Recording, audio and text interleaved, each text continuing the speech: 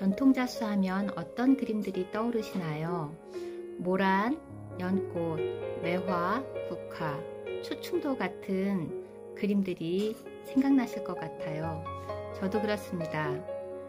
오늘 보실 영상은 2024년 5월 1일부터 8월 4일까지 덕수궁미술관에서 열렸던 한국 근현대 자수전의 작품들 중 일부입니다.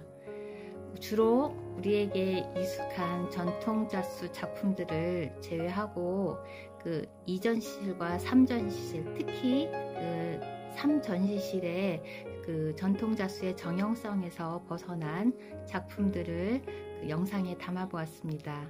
작품들 함께 보시겠습니다.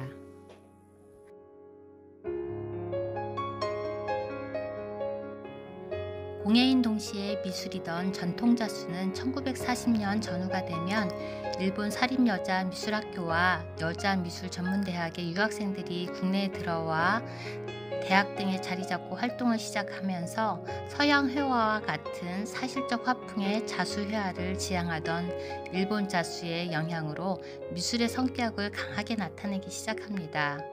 이후 50년대가 되면 일본의 영향에서 벗어나 전통의 재해석, 추상으로 넘어가는 일련의 과정 안에서 기법들이 자유롭게 적용되어 표현되고 있고, 이는 전통적인 소재들을 재해석하여 풀어내는 데 있어서 효과적으로 작용되는 것을 볼 수 있습니다.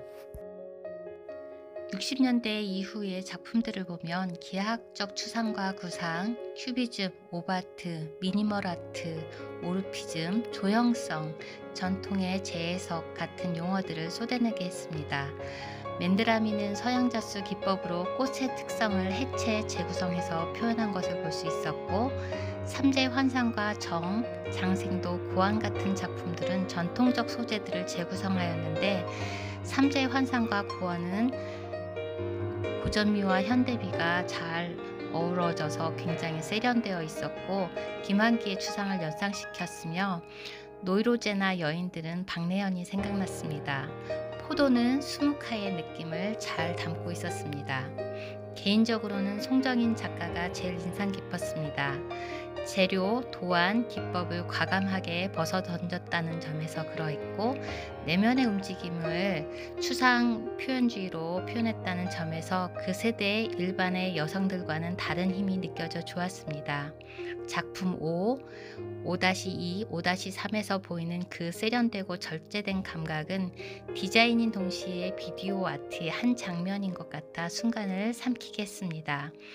한두 가지 색이지만 실색의 농담을 통해 보여준 빛의 변화를 이렇게 풍부하게 감각적으로 보여줄 수 있을까 싶었습니다. 미감을 통해 잘시게 눈 뜬 여성들의 목소리가 레이어드처럼 겹쳐져 긴 여운이 남는 전시였습니다.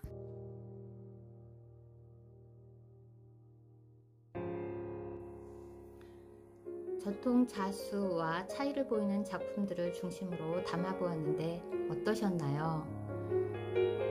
자수는 실로 그린 그림입니다. 실로 그리기 때문에 그림보다 색의 제한이 많이 따르고 시간과 공이 몇십 곱절 많이 드는 작업입니다. 작품들 보며 저는 놀라움을 금치 못했습니다. 이렇게 새로운 가능성으로 가시화되며 출렁이던 60, 70년대 자수는 자수의 종주국이라고 할 수 있는 중국의 자수와도 달랐고, 일본의 자수와도 달랐으며, 한국의 전통 자수와도 달랐습니다. 일본 유학생들에 의해 전해졌던 사실적 화풍의 자수 회화를 넘어 세계의 여러 예술 사조들을 관통하면서도 한국의 전통 소재들을 모색하며 나아가다가 이후 사라지고 80년대 이후 자수는 전통 자수로만 이어집니다. 여기에는 여러 이유가 있을 것입니다. 저는 바느질을 하면서 교방공예의 바느질 기법들이나 자수 기법들이 오늘의 우리의 라이프 스타일과 어떻게 함께 호흡하며 나아갈지를 고민합니다.